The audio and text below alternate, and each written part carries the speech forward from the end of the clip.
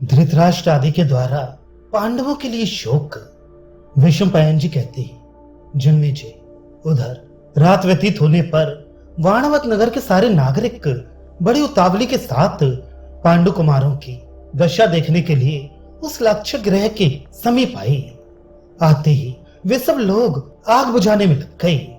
उस समय उन्होंने देखा कि सारा घर लाख का बना था, जो जलकर खाक हो गया। उसी में मंत्री पुरोचन भी जल गया था। ये देख वे सभी नागरिक चिल्ला चिल्ला कर कहने लगे कि अवश्य पापाचारी दुर्योधन ने पांडवों का विनाश करने के लिए इस भवन का निर्माण करवाया था। इसमें संदेह नहीं कि धृतराष्ट्र पुत्र दुर्योधन ने धृतराष्ट्र की जानकारी में पांडु पुत्र को जलाया है और धृतराष्ट्र ने इसे मना नहीं किया। निश्चय ही इस विषय में शांतनु नंदन भीष्म भी धर्म का अनुसरण नहीं कर रहे हैं। द्रोण, विदुर, कृपाचार्य तथा अन्य कौरवों की भी यही दशा है। अब हम लोग दुरात्मा धृतराष्ट्र के पास ये संदेश भेजते हैं कि तुम्हारी सबसे बड़ी कामना पूरी हो गई, तुम पांडवों को जलाने में सफल हो गए। तदनंतर उन्होंने पांडवों को ढूंढने के लिए जब आग को इधर उधर हटाया, तब 5 पुत्रों के साथ निरपराध भीलनी की जली लाश देखी। उसी सुरंग खोदने वाले पुरुष ने घर को साफ करते समय सुरंग के छेद को धूल से ढक दिया था। इससे दूसरे लोगों की दृष्टि उस पर नहीं पड़ी। तदनंतर वाणावत के नागरिकों ने धृतराष्ट्र को यह सूचित कर दिया कि पांडव तथा मंत्री पुरोचन आग में जल गए। महाराज धृतराष्ट्र पांडु पुत्रों के विनाश के ये अत्यंत अप्रिय समाचार सुनकर बहुत दुखी हो विलाप करने लगे। अहो, माता सहित इन शूरवीर पांडवों के दग्ध हो जाने पर विशेष रूप से ऐसा लगता है मानो मेरे भाई महायशस्वी राजा पांडु की मृत्यु आज ही हुई है। मेरे कुछ लोग शीघ्र ही वाणावत नगर में जाएं और कुंतभोज कुमारी कुंती तथा वीरवर पांडवों का आदर पूर्वक दाह संस्कार कराएं। उन सबके कुलोचित, शुभ और महान संस्कार की व्यवस्था करें तथा जो जो उस घर में जलकर मरे हैं उनके सुहृद एवं सगे संबंधी भी उन मृतकों का दाह संस्कार करने के लिए वहां जाएं। इस दशा में मुझे पांडवों तथा कुंती का हित करने के लिए जो जो कार्य करना चाहिए या जो जो कार्य मुझसे हो सकता है वह सब धन खर्च करके संपन्न किया जाए। यूं कहकर अंबिकानंदन धृतराष्ट्र ने जाति भाइयों से घिरे रहकर पांडवों के लिए जलांजलि देने का कार्य किया। उस समय भीष्म सब कौरव तथा पुत्रों सहित धृतराष्ट्र एकत्र हो महात्मा पांडवों को जलांजलि देने की इच्छा से गंगा जी के निकट गए। उन सबके शरीर पर एक एक ही वस्त्र था। वे सभी आभूषण और पगड़ी आदि उतारकर आनंद शून्य हो रहे थे। उस समय सब लोग अत्यंत शोक मग्न हो एक साथ रोने और विलाप करने लगे। कोई कहता हा कुरुवंश विभूषण युधिष्ठिर, दूसरे कहते हा भीमसेन, अन्य कोई बोलते हा अर्जुन और इसी प्रकार दूसरे लोग हा नकुल सहदेव कहकर पुकार उठते थे। सब लोगों ने कुंती देवी के लिए शोकार्त होकर जलांजलि दी। इसी प्रकार दूसरे दूसरे प्रवासी जन भी पांडवों के लिए बहुत शोक करने लगे।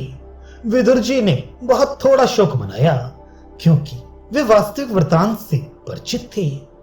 तदनंतर भीष्म जी यह सुनकर कि राजा पांडु के पुत्र अपनी माता के साथ जल मरे हैं अत्यंत व्यथित हो उठे और रोने एवं विलाप करने लगे। भीष्म जी बोले, वे दोनों भाई भीमसेन और अर्जुन उत्साह शून्य हो गए हों ऐसा तो नहीं प्रतीत होता। यदि वे वेग से अपने शरीर का धक्का देते तो सुदृढ़ मकान को भी तोड़ फोड़ सकते थे। अतः पांडवों के साथ कुंती की मृत्यु हो गई है ऐसा मुझे नहीं दिखाई देता।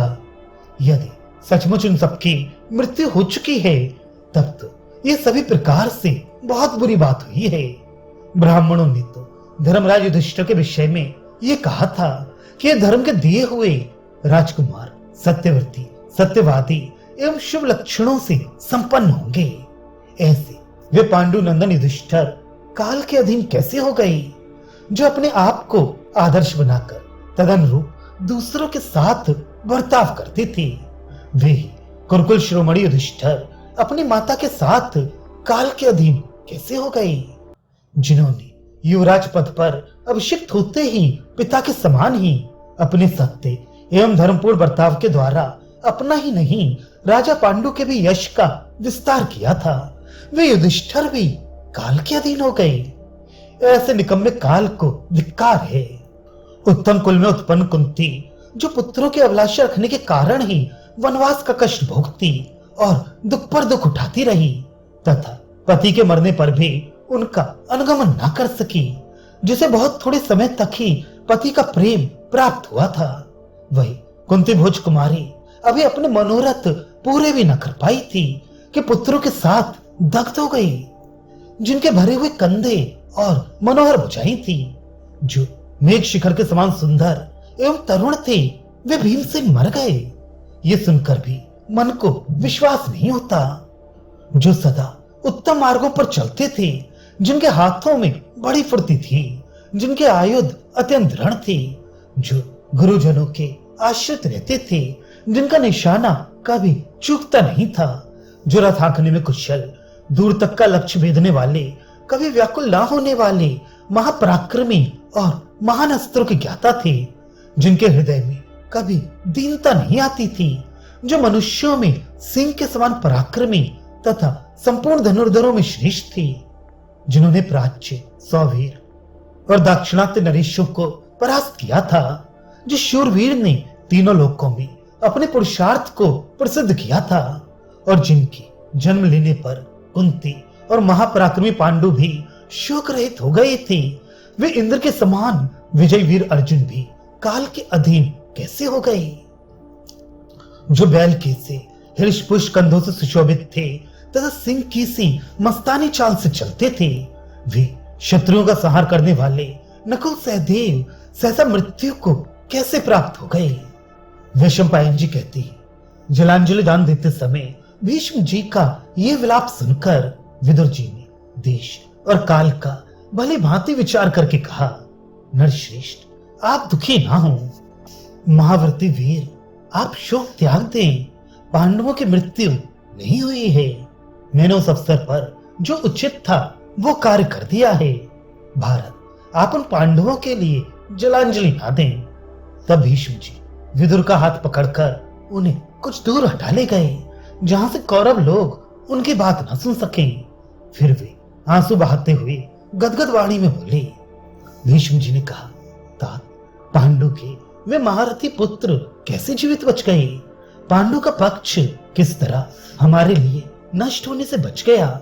जैसे गरुड़ ने अपनी माता की रक्षा की थी, उसी प्रकार तुमने किस तरह पांडु कुमारों को बचाकर हम सब लोगों की महान भय से रक्षा की है। वैशंपायन जी कहते हैं, जन्मेजय, इस प्रकार पूछे जाने पर धर्मात्मा विदुर ने कौरवों के न सुनते हुए अद्भुत कर्म करने वाले भीष्म जी से इस प्रकार कहा। विदुर बोले, धृतराष्ट्र, शकुनी तथा राजा दुर्योधन का यह पक्का विचार हो गया था कि पांडवों को नष्ट कर दिया जाए। तदनंतर लाक्षागृह में जाने पर जब दुर्योधन की आज्ञा से पुत्रों सहित कुंती को जला देने की योजना बन गई, तब मैंने एक भूमि खोदने वाले को बुलाकर वो गर्भ में गुफा सहित सुरंग खुदवाई और कुंती सहित पांडवों को घर में आग लगने से पहले ही निकाल दिया। अतः आप अपने मन में शोक को स्थान न दीजिए। राजन, शत्रुओं को संताप देने वाले पांडव अपनी माता के साथ उस महाभयंकर अग्निदाह से दूर निकल गए हैं। मेरे पूर्वोक्त उपाय से ही ये कार्य संभव हो सका है। पांडव निश्चय ही जीवित हैं, अतः आप उनके लिए शोक न कीजिए। जब तक ये समय बदलकर अनुकूल नहीं हो जाता, तब तक वे पांडव छिपे रहकर इस भूतल पर बिछड़ेंगे। अनुकूल समय आने पर सब राजा इस पृथ्वी पर युधिष्ठिर को देखेंगे। इधर महाबली पांडव भी वाणावत नगर से निकलकर माता के साथ गंगा नदी के तट पर पहुंचे। वे नाविकों की भुजाओं तथा नदी के प्रवाह के वेग से अनुकूल वायु की सहायता पाकर जल्दी ही पार उतर गए।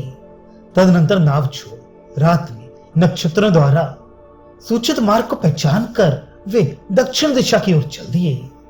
राज, इस प्रकार आगे बढ़ने की चेष्टा करते हुए वे सबके सब एक घने जंगल में जा पहुंचे।